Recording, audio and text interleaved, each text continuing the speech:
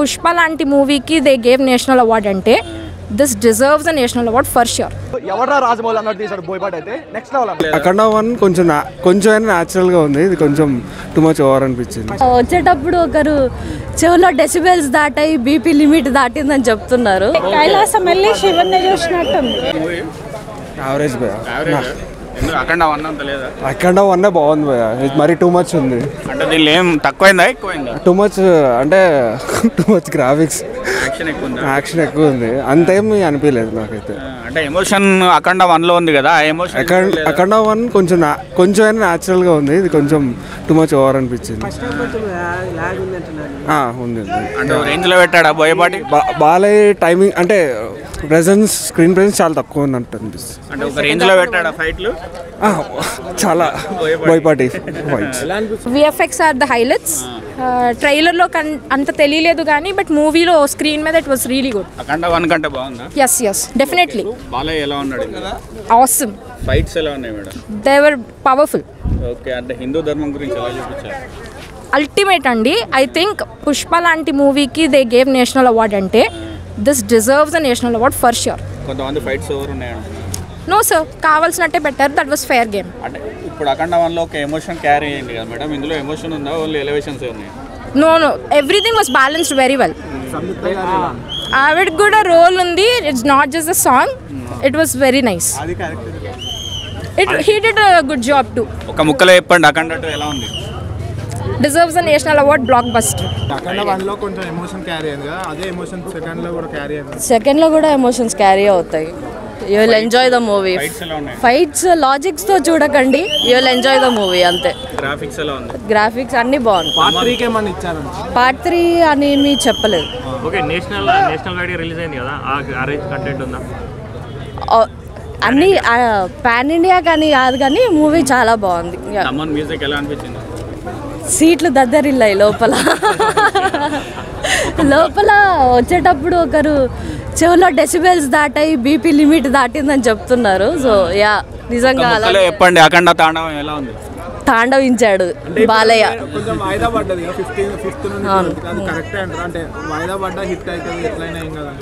ఈజీగా బాలయ్య సాధించాడు. ఏం చెప్తారండి ఒక ముక్కలో చెప్పండి? బాలయ్య ఏం చెప్తారు? బాలయ్య తాండవించాడు అంతే. జై బాలయ్య. చాలా బాగుంది. బ్లాక్ బస్టర్ అన్న, full block buster, super hit. ఎలా ఉందన్న? చాలా బాగుంది. హైలైట్స్ అండి ఇంటర్వెల్ బ్యాంగ్, క్లైమాక్స్. ఎలా ఉంది బ్రో అఖండ 2? ఎక్స్ట్రాడినరీ చెప్పుకోవచ్చు అన్న. సో ఫస్ట్ 1 అవర్ కొంచెం ల్యాగ్, కొంచెం బోర్లా అనిపించినా సరే, ఏదైతే సెకండ్ హాఫ్ ఇంటర్వల్ బ్లాక్ దగ్గర నుంచి పెద్ద బాల్ ఎంట్రీ ఉంటుందో అరాజకం అని చెప్పుకోవచ్చు. వాళ్ళు పెట్టిన తాండవంకి శివతాండవం ఆడేశారు, ఆ లెవెల్ అనిపించింది.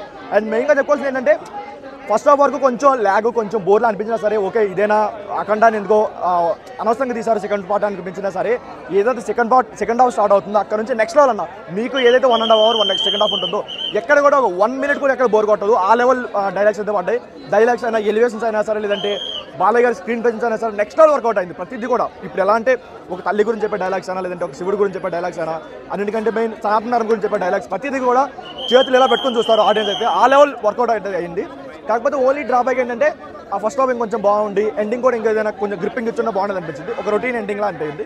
కాకపోతే ఎలివేషన్స్ వరకు ప్రతి ఫైట్ కూడా దాన్ని మించిన ఫైట్లా అనిపించింది, ఆ లెవెల్ అయితే చెప్పుకోవచ్చు. అఖండ 1 1% అయితే ఇది 100% చెప్పుకోవచ్చు, ఆ లెవెల్. ఎందుకంటే అఖండ 1 మీరు చూసేటప్పుడు ఓన్లీ క్లైమాక్స్ ఒక 5 మినిట్స్ వరకే ఆ ట్రాన్స్ నుంచి బయటకు వస్తారు. బట్ ఇక్కడ మాత్రం ఏంటంటే ఇంటర్వల్ బ్లాక్ దగ్గర నుంచి క్లైమాక్స్ వరకు మొత్తం అదే ట్రాన్స్లో కూర్చోబెడతాడు. ప్రతిదీ కూడా వర్కౌట్ అయిందన్న. ఎక్కడ కూడా సెకండ్ హాఫ్లో ఇది వర్కౌట్ అవ్వలేదు అన్నది ఏదీ లేదు. అన్నెసరీ సాంగ్స్ ఏం పెట్టలేదు, లేదంటే ఇప్పుడు చిన్నబాలే ఉన్నాడు అదే అన్నెసరీ క్యారెక్టర్ అయినా సరే అతని సీన్స్ ఏం పెట్టలేదు, అవన్నీ ఏం పెట్టకుండా చాలా బాగా కేర్ తీసుకున్నారు. Extraordinary second half. ఈ మధ్య కాలంలో ఇంతమంది సెకండ్ హాఫ్ అయితే రాదు. బట్ ఓన్లీ డ్రాబ్యాక్ ఏంటంటే ఇప్పుడు తమన్ గారి కొన్ని డైలాగ్స్ ఎలా అంటే చెవులో దూదులు పెట్టుకున్నా సరే ఎందుకో ఆయన బీజం బాగా ఇరిటేట్ చేస్తుంది అనిపించింది. ఎందుకంటే ఒక డైలాగ్స్ లేని దగ్గర ఓకే, కానీ కొన్ని డైలాగ్స్ దగ్గర ఎందుకో ఆ బీజం వల్ల డైలాగ్స్ వినిపించలేదు. ఇప్పుడు కాంతారాలో ఒక గులిగా సీక్వెన్స్ ఉంటుంది, అక్కడ చాలా బాగా తీసుకున్నారు, డైలాగ్స్ కూడా చాలా బాగా వినిపిస్తాయి. బట్ అలాంటి సీక్వెన్స్లో ట్రై చేసినా సరే ఎందుకో ఆయన బీజం వల్ల డైలాగ్స్ వినిపించలేదు, అది కొంచెం డిసప్పాయింట్మెంట్. కానీ కొన్ని సీక్వెన్స్లో మాత్రం చావు కొట్టాడు బీజం, అసలు నెక్స్ట్ లెవెల్ చేశాడు. బాలయ్య బాబు బోయపాటి శివతాండం ఆడేశారు. ఎవరా రాజమౌళి అన్నట్టు తీశాడు బోయపాటి అయితే. నెక్స్ట్ లెవెల్ అన్న, నెక్స్ట్ లెవెల్. అఖండ 2 అఖండ తాండవం అన్నారు. ఓకే, తాండవం వరకు అయితే ఇంటర్వెల్లో మాత్రం నిజంగా తాండవం చేశాడు. నిజంగా చాలా అంటే చాలా ఎంజాయ్ చేసాం. కాకపోతే ఏంటంటే స్టోరీ లైన్ స్క్రీన్ ప్లే మాత్రం కొంచెం మైనస్ చేశారు అనిపించింది అన్న. ఎందుకంటే అక్కడ మామూలుగా మెరిపించలేదు. నిజంగా ముందు చూసిన నీరసం అంతా ఆ మెరుపులో పోద్ది అనమాట. ఫస్ట్ హాఫ్ చాలా మందికి ఒక 1 అవర్ అంటే కథలోకి వెళ్ళిన టైం చాలా ఎక్కువ తీసుకున్నారు. వెళ్ళిన తర్వాత మాత్రం ఏదైతే సెకండ్ క్యారెక్టర్ ఎంటర్ అవుతుందో అక్కడి నుంచి ఇంటర్వెల్ సీన్ మాత్రం నిజంగా లిటరల్లీ దద్దర వెళ్ళిపోతుంది. థియేటర్ మాత్రం సూపర్ అన్నమాట. చాలా అంటే చాలా దద్దర. మీరు 600 రూపాయలు అంటే 1000 రూపాయలు ఆ ఒక్క సీన్కి ఇచ్చేసి ఈ మధ్యకాలంలో వచ్చిన ఏ సినిమాలో అలా ఇంటర్వెల్ సీన్ చూడలేదు. మళ్ళీ సెకండ్ హాఫ్ వచ్చేప్పటికి ఏంటంటే డైలాగులతో లేపాలనుకున్నారు సినిమాని. మెయిన్ డైలాగులతో ఈ సబ్జెక్ట్ని అర్థం చేయాలనుకున్నారు. సనాతన ధర్మం అనే డైలాగులతో ఎంటర్ చేయాలనుకున్నారు. బట్ కొన్ని చాలా లాజికల్ సీన్ ఉన్నాయి, చాలా ఓవర్గా ఉన్నాయి. అంటే కొన్ని ఫైట్లు అయితే మాత్రం అది చాలా మందికి ఎక్కపోవచ్చు. నిజంగా చెప్తాను, జయబాలి అని మాకు ఏదైతే ఎంజాయ్మెంట్ ఉందో ఆ ఎంజాయ్మెంట్ ఖచ్చితంగా సినిమాలో ఉంటుంది.